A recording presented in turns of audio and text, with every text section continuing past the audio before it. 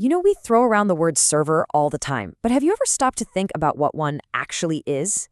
They are the silent, invisible engines that power literally our entire digital world.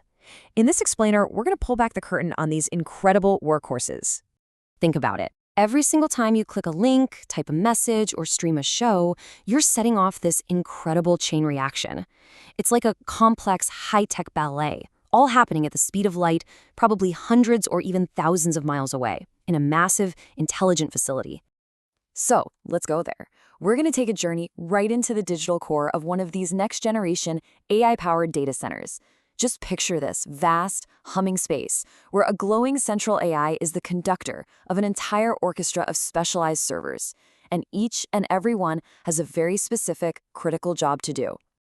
Okay, our first stop on this tour, this is where it all begins. We're looking at the servers responsible for delivering the actual content you see every day. Everything from news articles to, cat videos. These are basically the frontline workers of the data center. First up, the web server. The best way to think about this is as the digital storefront of any website. When you type in a web address, your browser zips a request over to this server. It finds the right page, packages it up, and sends it right back to your screen. It is the essential first handshake. But of course, websites are more than just pages. They're full of images, videos, documents. And that brings us to the data center's own secure vault, the file server. This thing is like a massive, centralized digital filing cabinet. It's a secure place where teams can store, access, and work on files together, and crucially, where everything gets safely backed up. Okay, but what about all the organized information? I'm talking about your user profile, your shopping cart, a product inventory. Well, that's handled by the real brain of the operation, the database server. It's like a hyper-organized library. The second you log into an account, this server instantly finds and pulls your specific info from a truly colossal collection of data. So we've covered how content is stored and served up. Now let's move on to the next section and look at the servers that manage the incredibly complex web of communication and run all the powerful apps we really depend on.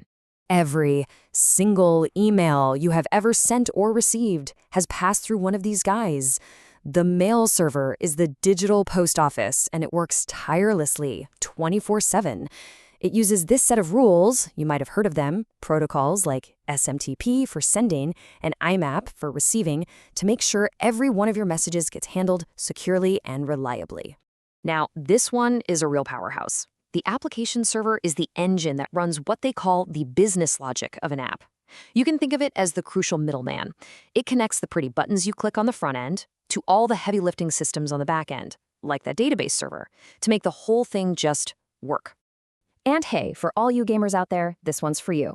The game server is basically a high-speed, real-time referee. Its job is to host the entire game world, and it has the unbelievably demanding task of syncing up every single player's actions, from all over the globe, mind you, to create one seamless, shared, and hopefully lag-free experience. All right, we're going even deeper now, into the core infrastructure. These are the servers you probably won't interact with directly, but they are absolutely essential. They provide the foundational security, the structure, and the efficiency for the entire network. So meet the network's security guard. A proxy server literally stands as a barrier between the internal network and the wild west of the open internet. It's a gatekeeper. It filters traffic, it can block malicious requests, and it can even speed things up by storing or caching copies of web pages that people ask for a lot. Ever wonder how just typing example.com into your browser gets to the right place? Well, that is the magic of the DNS, the domain name system. The easiest way to think of it is as the internet's phone book. When you type in a name, your request goes to a DNS server, which looks it up, translates it into the numerical IP address that computers actually understand, and bam, it connects you instantly. Now, all these servers need physical hardware, right? But modern data centers are incredibly efficient, and that's largely thanks to virtual servers. Using some really clever software, a single powerful physical machine can be sliced up into lots of smaller, totally isolated virtual machines. Each one then acts like its very own independent server. It's a brilliant way to get the most out of the hardware. And building directly on that idea, we get to the cloud server. This is, at its heart, a virtual server. But instead of just living on one machine in one location, its resources are spread out across a massive, globe-spanning network of physical servers run by companies like Amazon Web Services or Microsoft Azure.